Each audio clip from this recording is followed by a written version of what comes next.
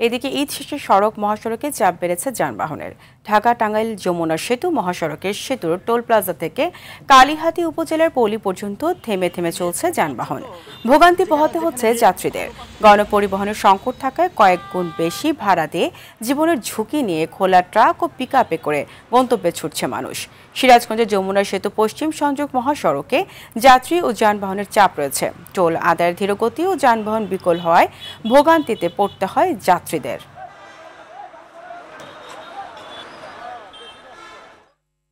এই মুহূর্তে ঢাকা টাঙ্গাইল মহাসড়ক থেকে সরাসরি যুক্ত হচ্ছেন সহকর্মী কামাল হোসেন। কামাল, ঈদ শেষে যানবাহনের বেশ চাপ রয়েছে মহাসড়কে। এই যানবাহন চলাচল স্বাভাবিক করতে পুলিশ বা কর্তৃপক্ষের কি ধরনের তৎপরতা দেখছেন জানাবেন।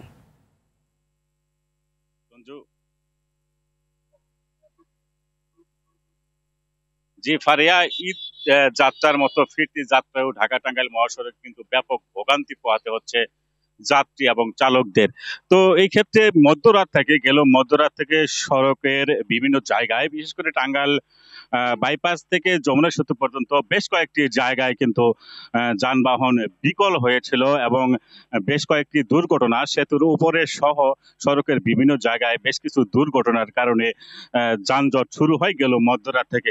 আপনারা দেখতেই পাচ্ছেন এখন পর্যন্ত যমুনা সেতু পূর্ব পাড় থেকে টাঙ্গাইল বাইপাস পর্যন্ত এই যে 15-16 কিলোমিটার জায়গা রয়েছে, কোনো জায়গায় যানজট রয়েছে, কোথাও ধীর গতিতে যানবাহন চলাচল করছে, কোথাও থেমে থেমে কিন্তু যানবাহন চলাচল করছে।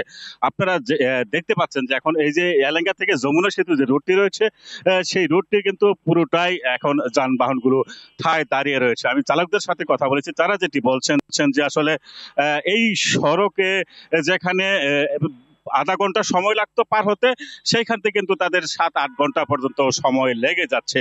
আপনারা দেখতে পাচ্ছেন যে আসলে সেই যানবাহনগুলো ঠায় দাঁড়িয়ে রয়েছে।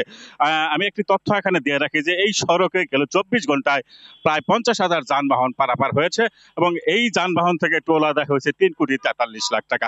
তার মানে যেখানে যে যাত্রাপথেও যে এরকম যানবাহনের ছিল, ফিরতি পথেও কিন্তু একই চাপ এখানে দেখা যাচ্ছে। আমি এখানে রয়েছি সকালে থেকেই এই মহাসড়কে রয়েছি। যতটুকু দেখেছি যে বিভিন্ন জায়গায় সড়কের টাঙ্গাইল বাইপাস, এলিঙ্গা, যমুনা সেতু পূর্বপাড় বিভিন্ন জায়গায় যাত্রীদের ব্যাপক চাপ রয়েছে। এখানে যাত্রীদের সাথে কথা বলে যতটুকু জানতে পেরেছি, তারা অতিরিক্ত ভাড়া, যাত্রাপথেও যে ভাড়া অতিরিক্ত দিতে হয়েছে এবং ফিরতি পথেও সেই অতিরিক্ত ভাড়া কিন্তু দিতে হচ্ছে। তবে পুলিশের প্রশাসনের পক্ষ থেকে যেটি বলা হচ্ছে, তারা মহাসড়কে রয়েছেন, কাজ করছেন, যাত্রী যাতে ফিরতি পথেও কোনো ভোগান্তি না হয় কাজ করে যাচ্ছেন। পারিয়া। কামাল, আপনাকে ধন্যবাদ।